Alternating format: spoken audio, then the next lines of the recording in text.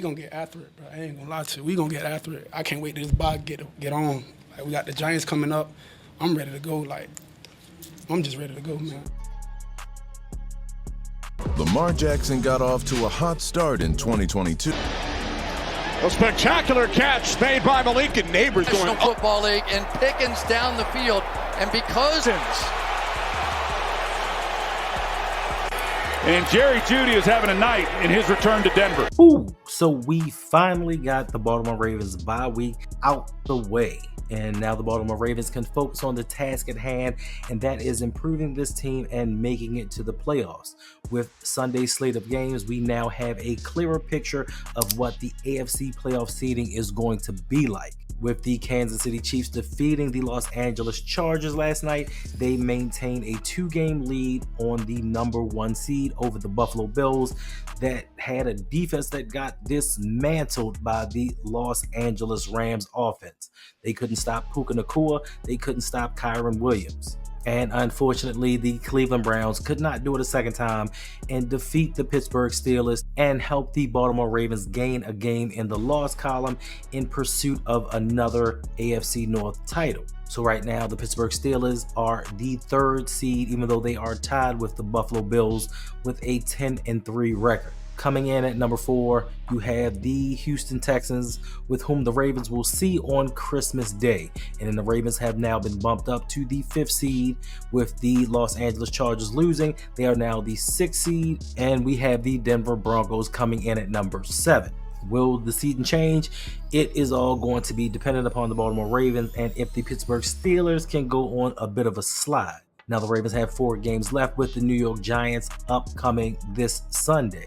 And long gone are Saquon Barkley, these dominating defenses, Bill Parcells as the head coach, getting the most out of this team, beating some of the all-time greats. Now we're stuck with possibly Drew Lock and no Saquon Barkley, which is a good thing for us. So this is a tune-up game for the Pittsburgh Steelers, and hopefully the Baltimore Ravens can get their offense back on track, because we need them to desperately get back to the early days of the 2024 season when they were just blowing the doors off of each and every team that they played. Now, even if the Ravens get their offense back on track, will the defense maintain what it has been doing over the last 3 weeks? And also, will the Steelers lose any more games this season? They do have a game upcoming versus the Philadelphia Eagles, who are on a 9-game winning streak and are 11-2 right now, but have not looked that dominant. They almost lost to the Carolina Panthers on Sunday. Jalen Hurts in this passing game is struggling some.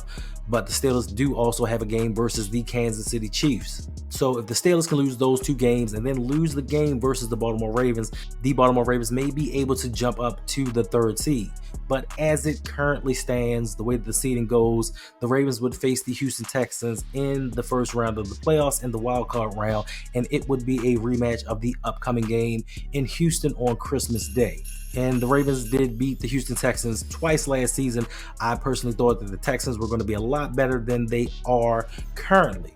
But CJ Stroud is struggling. This defense isn't as good as one would thought it would have been, acquiring Danielle Hunter and some other key defensive pieces. But the full entire key to this game may be on the back of Joe Mixon, who is very familiar with the Baltimore Ravens with his time in the AFC North with the Cincinnati Bengals.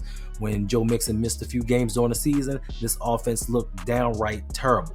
They look nothing like the offense that we saw during the second half of last season and the first game of this season. So the Houston Texans can be had. Now, if the Baltimore Ravens do go on and beat the Texans and the Steelers win their first round matchup versus the Los Angeles Chargers and the Buffalo Bills, of course, taking out the Denver Broncos, who do the Ravens see in the second round? Of course, it would be the Kansas City Chiefs.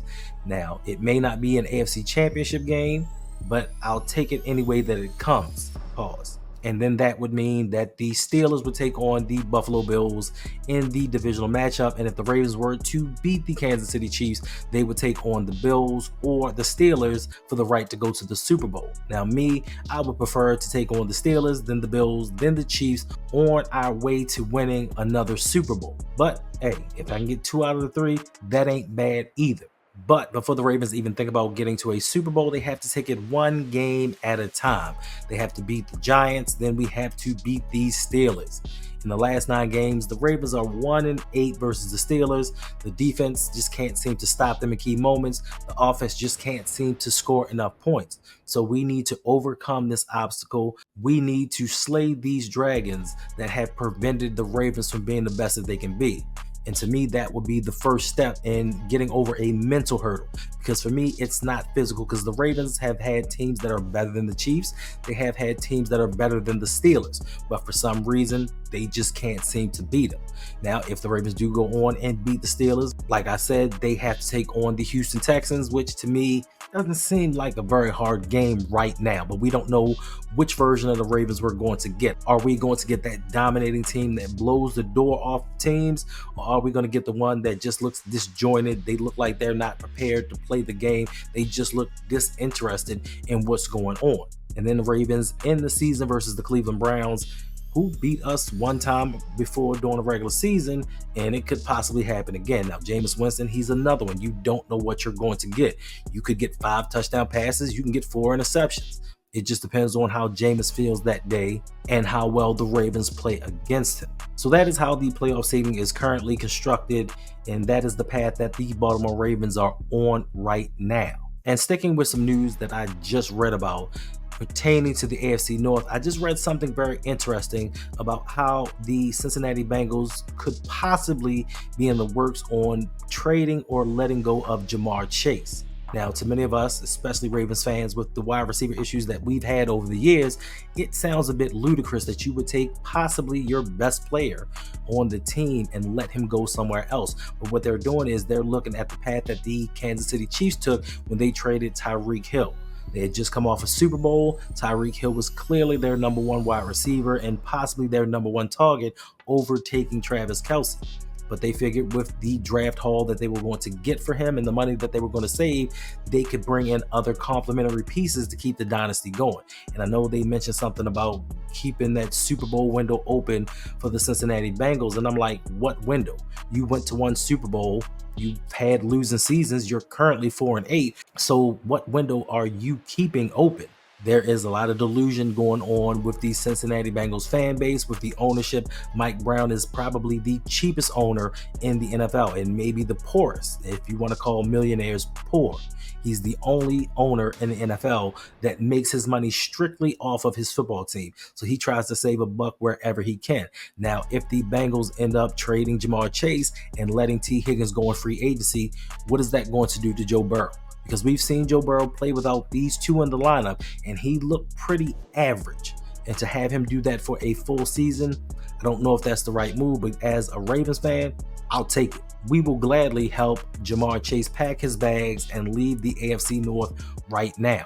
But the one thing that it does signal to me is that the Cincinnati Bengals and their ownership and leadership are willing to do anything possible to get their team back to prominence, to better their team and bring in other pieces, because they have more than just one need on that team. And the front office knows this, so what they're doing is they're trying to build a collective instead of having a great group of individuals. And this is something that the Baltimore Ravens can learn from when it comes to building around Lamar Jackson. Stop focusing on one position, stop focusing on one side of the ball, and actually bring in a collection of talent. If that possibly means letting go of one of your more popular players, so be it.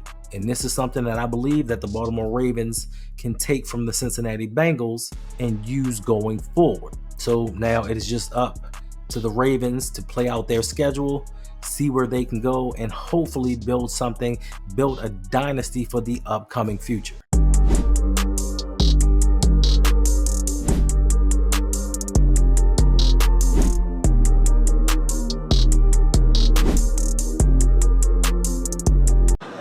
Nah, man, I'm cool.